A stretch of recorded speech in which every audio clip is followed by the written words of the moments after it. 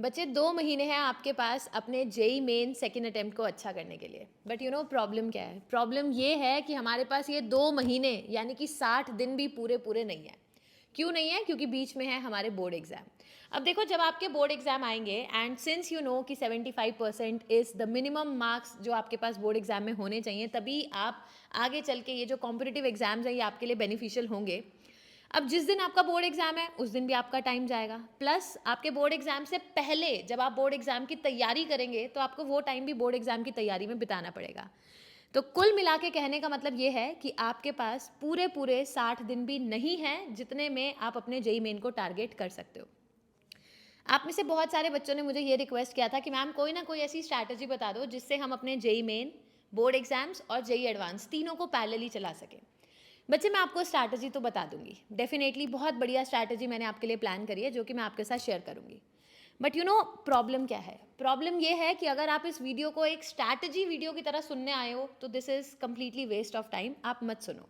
या तो आप मुझे प्रॉमिस करो कि मैम आप जो भी बताओगे, जितना भी करने को करोगे, अगर आप मुझे प्रॉमिस कर सकते हो कि मैम हम वो सारी की सारी चीज़ें करेंगे, तो आप आगे चल के इस वीडियो को डेफिनेटली पूरा अंत तक देखिए, आपको बहुत हेल्प मिलेगी।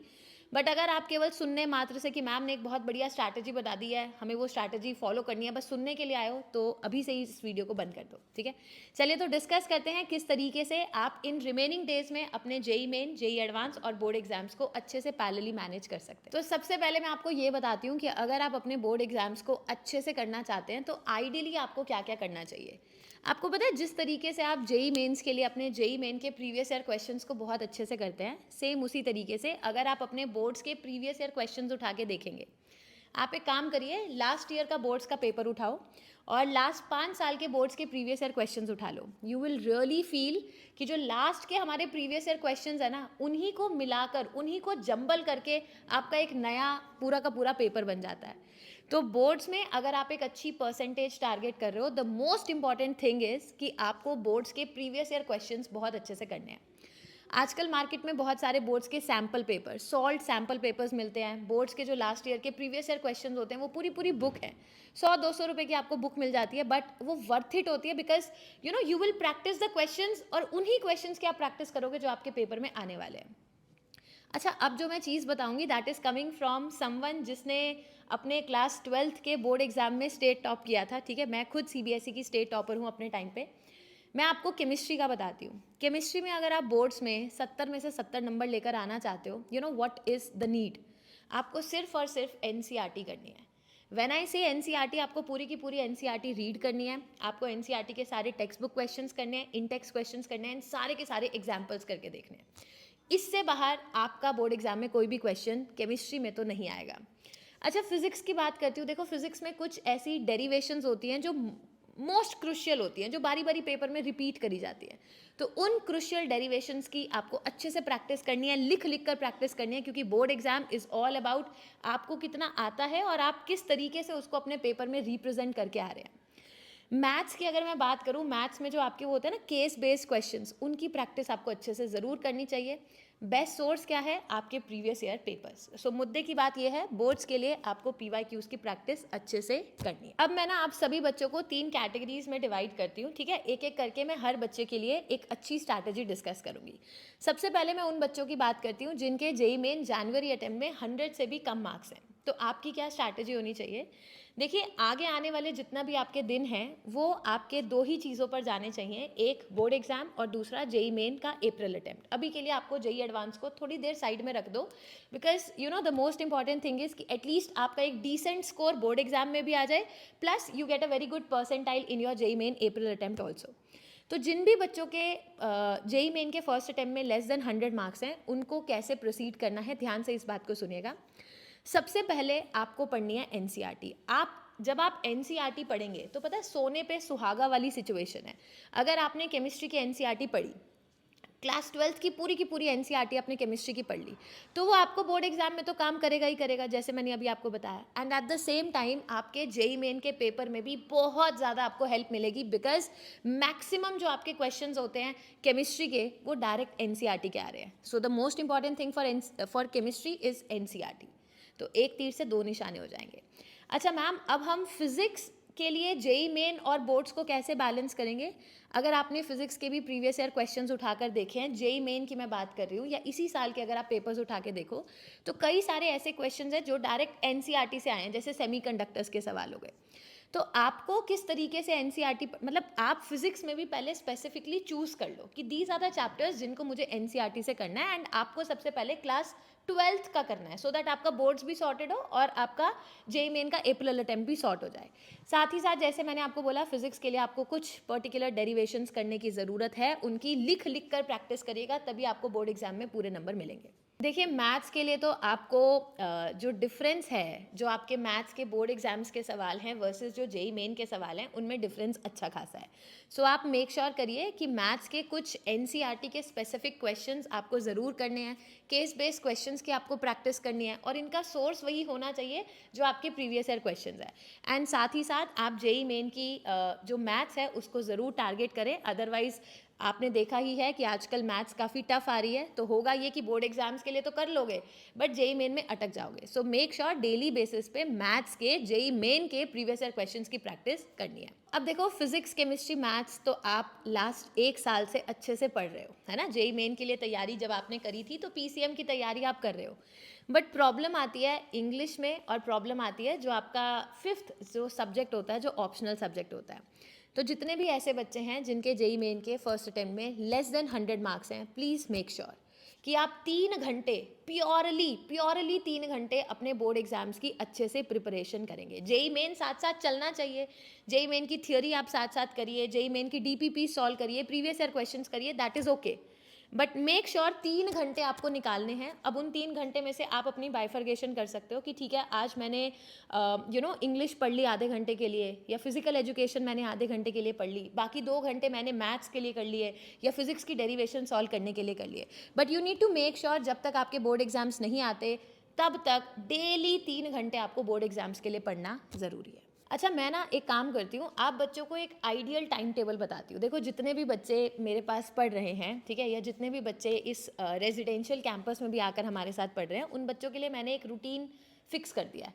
आप कोशिश करिए, चाहे आप यहाँ पर आ रहे हैं, चाहे आप घर पर रहकर पढ़ाई कर रहे हैं, आप इस फिक्स रूटीन को फॉलो करने की कोशिश करिए। इससे आपकी कंसिस्टेंसी और वो जो पढ़ाई करने की रेगुलरिटी होती है ना, वो बहुत अच्छी बनेगी। तो स्केड्यूल देखो इन बच्चों का कुछ इस प्रकार से है, 6:30 पौने 7 बजे तक ये बच्चे उठ जाते हैं। 7 से 8 आप बच्चे रेडी हो, ब्रेकफास्ट करो, मेस में जाओ, खाना पीना खाओ, घर पे रह रहे हो तो घर पे रह के खाना पीना खाओ, बट 8 बजे आप बिल्कुल रेडी हो जाओ। अब 8 बजे से लेकर 10 बजे तक बच्चा इस लाइब्रेरी में आ जाता है।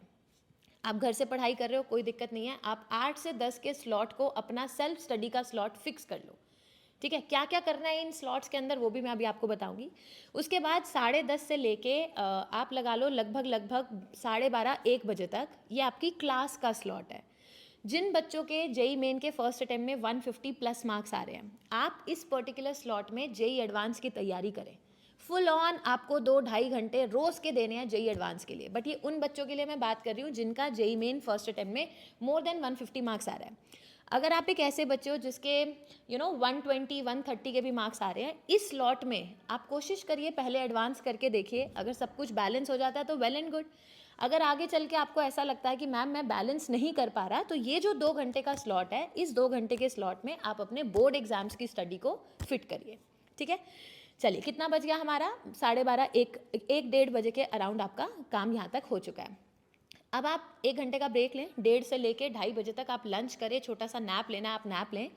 बाकी मोटा मोटा आप 3 बजे से लेके 6 बजे तक ये 3 घंटे का स्लॉट आप रखिए प्योरली जेई मेन की पढ़ाई करने के लिए।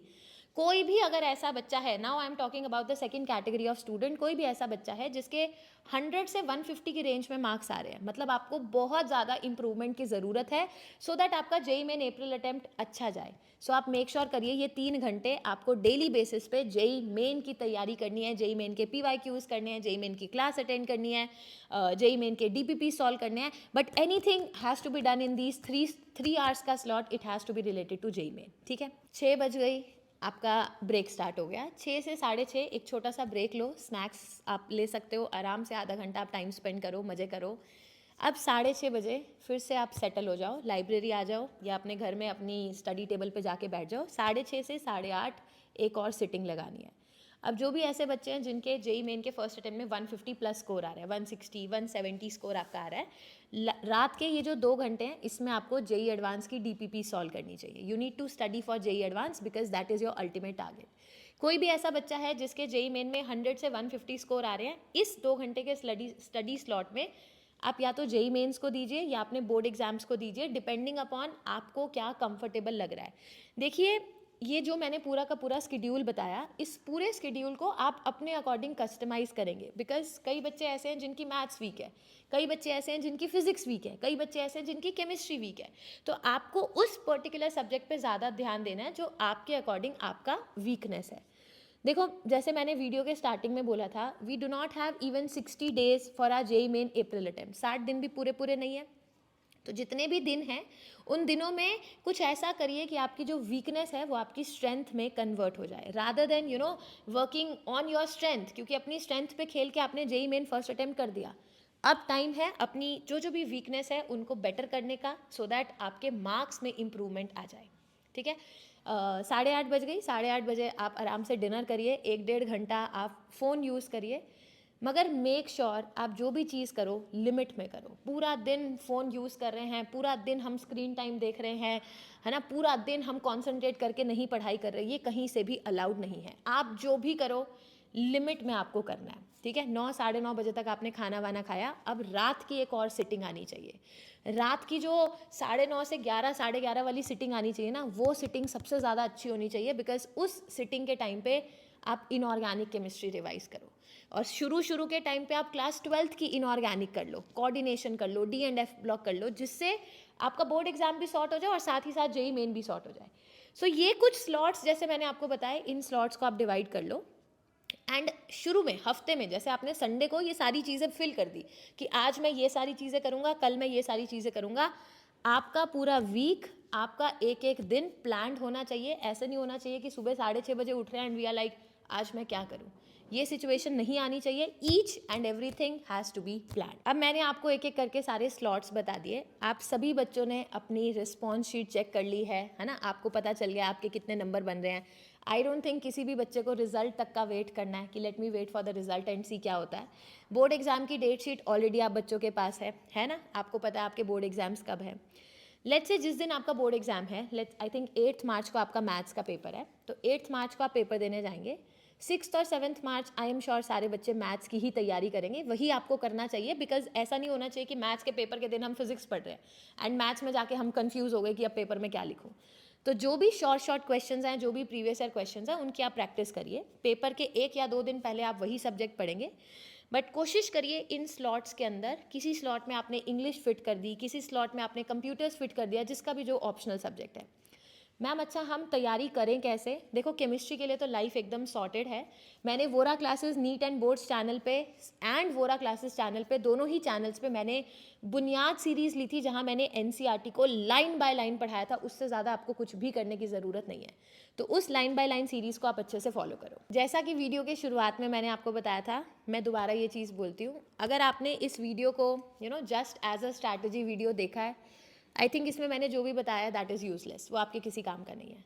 बट अगर आप मुझे ये कमिटमेंट दे सकते हो ना कि मैम आपने जो बताया है, जितना बताया है, हम उसको शिद्दत से फॉलो करेंगे, मैं आपको लिख कर दे सकती हूँ and I can bet on this thing कि आपकी प्रोडक्टिविटी भी बढ़ेगी और आपको बहुत अच्छी इंप्रूवमेंट देखने को मिलेगी. So the only thing I need from your side is a commitment कि मैम हम करेंगे, और करना शुरू करो. देखो, जब तक सोचते रहोगे तब तक कोई भी आउटपुट नहीं आएगा. रिजल्ट अच्छा आएगा या बुरा आएगा वो तब डिसाइड होगा ऑन द बेसिस ऑफ आपने कितनी मेहनत करी है. अब आपके पास 60 दिन भी पूरे नहीं है, ठीक है, मैं ऐसा बोलकर आपको डराना नहीं चाहती, but this is a fact and reality तो रियलिटी ही रहती है, उसको हम चेंज नहीं कर सकते. So you need to make sure कि हमारे पास जितने भी दिन हैं उन दिनों में हमने अपना 100% देना है. जो ड्रॉपर बच्चे हैं उनको बोर्ड्स की टेंशन नहीं है, वेल एंड गुड. बट जो भी बच्चे क्लास 12th में हैं, you need to manage your JEE main, you need to manage your JEE advance, as well as you need to manage your board exams. तो smartly करिए, strategically करिए, and I am sure you will be able to do it. मुझे comments में ज़रूर लिखकर बताना कि तुम तैयार हो या नहीं.